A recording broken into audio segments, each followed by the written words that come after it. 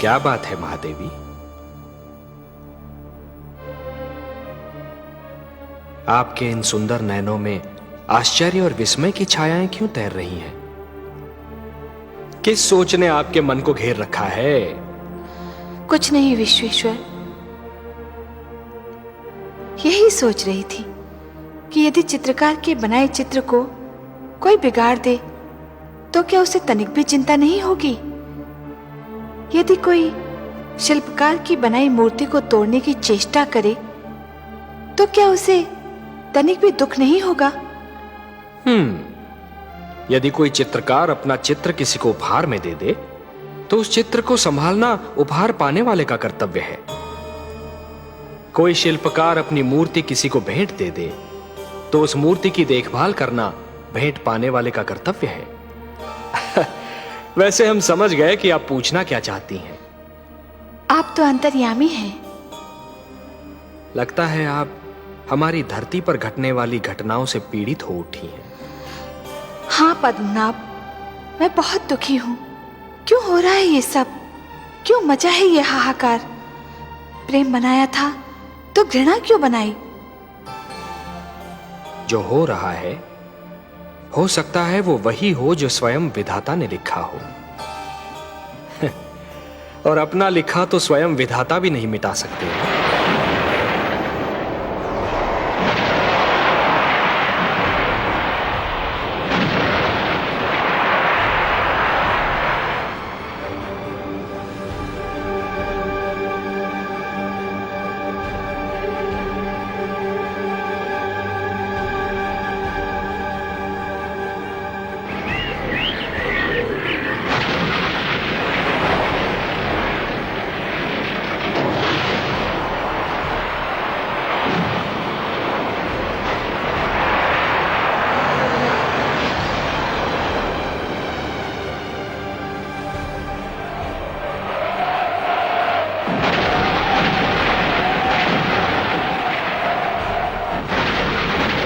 हे महादेव, हो सकता है कि यह मानव की परीक्षा हो, उसके कर्मों की परीक्षा हो।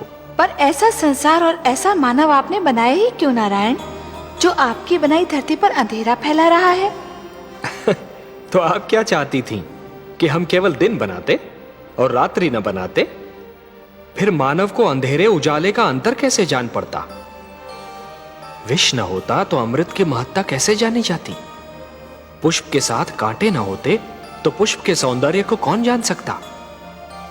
पतझड़ न आती तो वसंत ऋतु इतनी सुहानी कैसे लगती? हमने मानव को बनाया है देवी। मानव इतिहास को बनाने का कार्य हमने अपने हाथों में नहीं रखा, वो तो उसी पर छोड़ दिया है। अभी तो उसे अपनी शक्ति का आभास हुआ।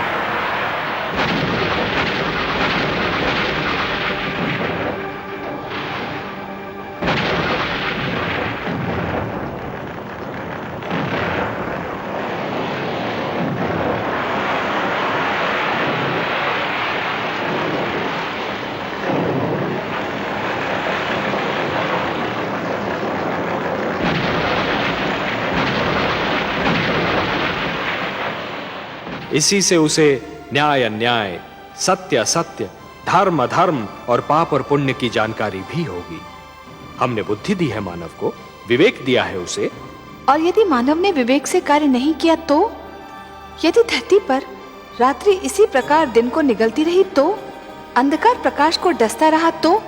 तब क्या करेंगे आप? चिंता मत कीजिए देवी।